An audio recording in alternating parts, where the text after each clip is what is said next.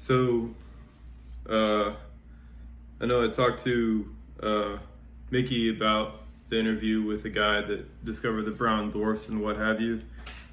And of course, I'm very cynical about all the academics' intentions and a lot of the ideas they have. And, it's been 10 years plus of being ridiculed for speaking up about this discovery. I want to say it's a discovery, but hopefully he gets to the bottom of it without pushing it too far and trying not to scare him away, because I want to talk to him maybe one day. But that would be interesting. Yeah, those long interviews, those are really great. I do listen to them. I don't understand a lot of them, but I do try to focus and pay attention. So thanks you guys for doing those. Thanks for doing the interviews and talking with people that are unique in their own way. For this paper, before I begin, hello Celeste. Ultra cool dwarf stars versus red dwarfs versus brown dwarfs. Ogle 2016 BLG 1195L in stellar metamorphosis.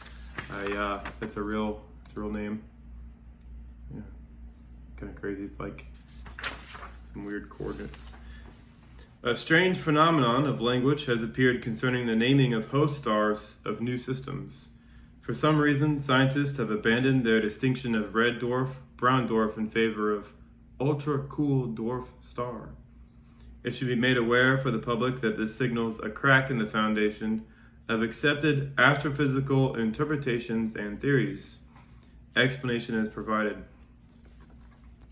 Okay, I'll read a little bit and then explain where I'm going. Establishment science has a clear distinction between a brown and a red dwarf. The threshold is 0.08 solar masses, so 0.08 times the mass of the sun. Below 0.08 solar masses, a star is not a red dwarf, but a brown dwarf. Unfortunately, there are new objects discovered that have evolved stars in orbit around them in systems, and these host stars have masses that straddle the 0.08 solar mass distinction. Defining the host star by its mass is therefore a problem. How do they define a star that has a mass of 0.078 plus or minus 0.008 solar masses? So what I'm saying is, what do you do if you define something by mass, stars for instance, which are mass loss objects, it straddles that definition. So is it a red dwarf or is it a brown dwarf? Which one is it?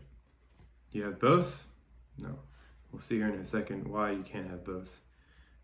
Instead of highlighting this discrepancy, they have chosen to avoid all argument and call the objects ultra-cool dwarf stars.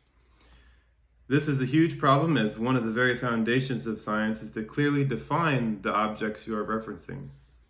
Without clear definitions, the theories, models, and ideas presented will be thrown into the murky swamp of jumbled misunderstanding. And I don't want to read this whole thing out, but I just remember when I figured this analogy, and I'll explain it to my listeners who might be new to this. Through all of my studies and reading papers, and I chose picking out the ages of these objects, what the astronomers think these objects' ages are, because that's easy to look at. You go, oh, well, it's 100 million or it's a billion. It's a clear-cut single number, no like extensive math involved. You can just look at it. And they classify brown dwarfs as being young objects. So the vast majority of them, to the astronomers, are young objects. And red dwarfs are very old. They're billions of years old. So you have red dwarfs as billions of years old, and brown dwarfs as maybe 100 million to 300 million years old. So naturally, the red dwarfs are older by at least a single magnitude more than a brown dwarf. So what I'm saying is, if you define these objects by mass when they're mass loss objects, say a red dwarf crosses that, a brown dwarf crosses the 0.008 solar mass distinction from a red dwarf, what happens? Does a red dwarf automatically go from extremely old to extremely young? That would be like saying you have a tree that's 1,000 years old, if it loses a branch, by meaning it crosses a mass threshold, it loses a branch, and it becomes, instead of 16 tons, it becomes 15.8 tons of material in the tree. All of a sudden the tree becomes a few decades old, maybe 100 years old max. It didn't make any sense to me, and that's why I had to point it out. And they're going to avoid pushing that distinction because it's a murky distinction now. When they defined stars by their mass, what they were doing is they were taking a snapshot instead of looking at a whole movie of the objects. Instead, they took pictures of these, and yes, they took pictures of them, literally took pictures of them, and they said, this is what you are based on your mass, this is what you are based on your mass. Of course, they added spectrum designations too, and brightness designations and what have you. But when it got to the really small objects, you defined them by mass, because that's the paradigm. You define the thing by mass because it does the fusion reactions. But now that we know that fusion is in active galaxies, you can toss the fusion thing out, and you can toss the defining these objects by their mass out as well, and you can come to the clear, reasonable, in my opinion, designation of a red dwarf as being a young brown dwarf. In other words, brown dwarfs are highly evolved red dwarfs. So if you have a brown dwarf as 200 million years old, well, clearly no red dwarf could be older than 200 million.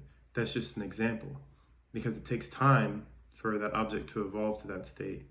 And it doesn't make any sense to have an object having evolved, it's old, evolving into a younger object, which, like my tree example, just doesn't make any sense. Anyways, that sums up this paper. For those listeners, here's a black and white photo of it. I know I'm kind of beating a dead horse into the ground, but the white dwarf expands outwards, becomes the blue giant, which then cools and contracts and evolves over a very long period of time. All right, you guys, I'll post this paper to the bottom. Take it easy.